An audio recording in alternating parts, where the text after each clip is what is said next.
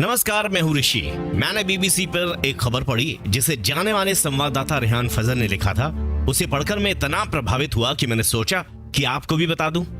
किस्सा भारत के सबसे लोकप्रिय और सबसे ज्यादा प्रभावी शख्सियत वाले राष्ट्रपति का है, भूतपूर्व राष्ट्रपति श्री एपीजे अब्दुल कलाम।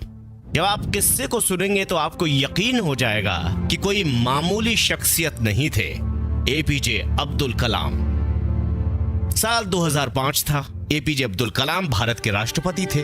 उसी समय जनरल परवेज मुशर्रफ भारत आए। इसी बीच वो पूर्व प्रधानमंत्री मनमोहन सिंह के साथ साथ राष्ट्रपति एपीजे अब्दुल कलाम से भी मिले। मुलाकात से एक दिन पहले कलाम के सचिव पीके नायर उनके पास ब्रीफिंग के लिए गए और बोले, सर कल मुशर्रफ आपसे मिलने आ रहे हैं। कलाम ने उत्तर दिया, हाँ मुझे पता है। नायर ने कहा, वो जरूर कश्मीर का मुद्दा उठाएंगे, आपको इसके लिए तैयार रहना चाहिए। कलाम एक क्षण के लिए ठिठके, उनकी तरफ देखा और कहा, उसकी चिंता मत कर, मैं सब संभाल लूंगा। और उसके बाद हुई 30 मिनट की मुलाकात, और ये मुलाकात इतनी खास रही कि हिस्ट्री बन गई। अगले दिन ठीक 7:30 पर परवेज मुशर्रफ अपने काफिले के साथ राष्ट्रपति भवन पहुंचे। उन्हें पहली मंजिल पर नॉर्थ ड्राइंग रूम में ले जाया गया। कलाम ने उनका स्वागत किया, उनकी कुर्सी तक गए और उनकी बगल में बैठ गए। मुलाकात का वक्त 30 मिनट तय किया गया था। कलाम ने बोलना शुरू किया, राष्ट्रपति महोदय, भारत की तरह आपके यहाँ भी बहुत से ग्रामीण इलाके होंगे। आपको नहीं लगता कि हमें उनके विकास के लिए जो कुछ संभव हो करना चाहिए? जनरल मुशर्रफ हाँ के अलावा और क्या कह सकते थे? और अगले कुछ ही समय में अब्दुल कलाम ने साबित कर दिया कि वो एक वैज्ञानिक होने के साथ साथ कूटनीतिक भी थे। कलाम ने कहना शुरू किया, मैं आपको संक्षेप में पूरा के बारे में बताऊंगा। पूरा का मतलब है providing urban facilities to rural areas. पीछे लगी प्लाज्मा स्क्रीन पर हरकत हुई और कलाम ने अगले 26 मिनट तक मुशर्रफ को लेक्चर दिया कि पूरा का क्या मतलब होता है और अगले 20 सालों में दोनों देश इसे किस तरह हासिल कर सकते हैं। 30 मिनट बाद मुशर्रफ ने कहा, धन्यवाद राष्ट्रपति महोदय, भारत भाग्यशाली है कि उसके पास आप जैसा एक वैज्ञानिक राष्ट्रपति है। हाथ मिलाए गए और ये मुलाकात संपन्न हो गई। नायर ने अपनी डायरी में लिखा, कलाम ने आज दिखा दिया कि वैज्ञानिक भी कूटनीतिक हो सकते हैं। मई 2006 में राष्ट्रपति कलाम का सारा परिवार उनसे मिलने दिल्ली आया। कुल मिलाकर 52 लोग थे। उनके 90 साल के बड़े भाई से लेकर उनकी 1.5 साल की परपोती भी। ये लोग 8 दिन तक राष्ट्रपति भवन में रुके। अजमेर शरीफ भी गए। कलाम ने उनके रुकने का किराया अपनी जेब से दिया। यहाँ तक कि एक प्याली चाय का भी हिसाब रखा गया। और उनके जाने के बाद कलाम ने अपने अकाउंट से 3,52,000 रुपए का चेक काटकर राष्ट्रपति कार्यालय को भेजा। उनके राष्ट्रपति रहते हुए ये बात किसी को पता नहीं चली। बाद में जब उनके सचिव नायर ने उनके साथ बिताए गए दिनों पर किताब लिखी तो पहली बार इसका जिक्र किया गया। एक और कहानी है, इफ्तार का पैसा अनाथालय को दिया गया था।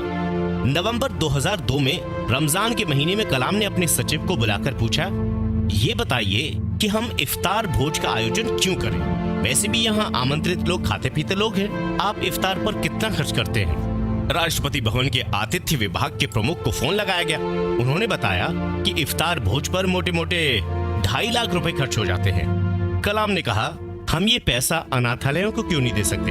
आप अनाथालयों की सुनिए और ये सुनिश्चित करिए कि ये पैसा बर्बाद न जाए। राष्ट्रपति भवन की ओर से इफ्तार के लिए निर्धारित राशि से आटे, दाल, कंबल और स्वेटर का इंतजाम किया गया और उसे 28 अनाथालयों के बच्चों में बांटा गया।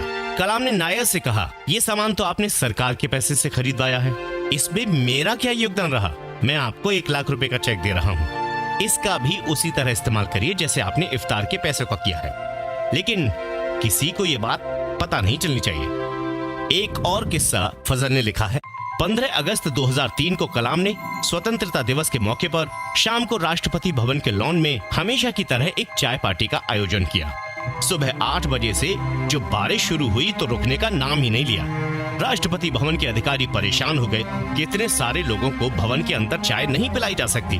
आनन फानन में 2000 छात्रों का इंतजाम किया गया। जब दोपहर 12 बजे राष्ट्रपति सचिव उनसे मिलने गए तो कलाम ने कहा, क्या लाजवाब दिन है, ठंडी हवा चल रही है, सचिव ने कहा, आपने 3000 लोगों को चाय पर बुला रखा है, इस मौसम में उनका स्वागत कैसे किया जा सकता है? कलाम ने कहा, चिंता मत करिए, हम राष्ट्रपति भवन के अंदर लोगों को चाय पिलाएंगे, ऊपर बात कर ली है। सचिव ने कहा, हम ज्यादा से ज्यादा 700 लोगों को अंदर ले जा सकते हैं।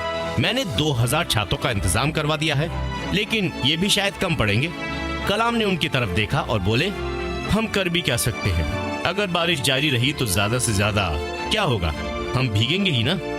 परेशान बदहाल नायक दरवाजे तक ही पहुंचे थे कि कलाम ने उन्हें पुकारा और आसमान की ओर देखते हुए कहा, आप परेशान मत होइए, मैंने ऊपर बात कर ली है। उस समय दिन के 12:38 हुए थे। ठीक 2 बजे अचानक बारिश थम गई, सूरज निकल आया।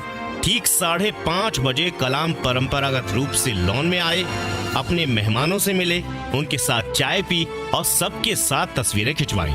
6:15 बजे राष्ट्रगान हुआ और जैसे ही कलाम राष्ट्रपति भवन की छत के नीचे पहुंचे, फिर से झमाझम बारिश शुरू हो गई।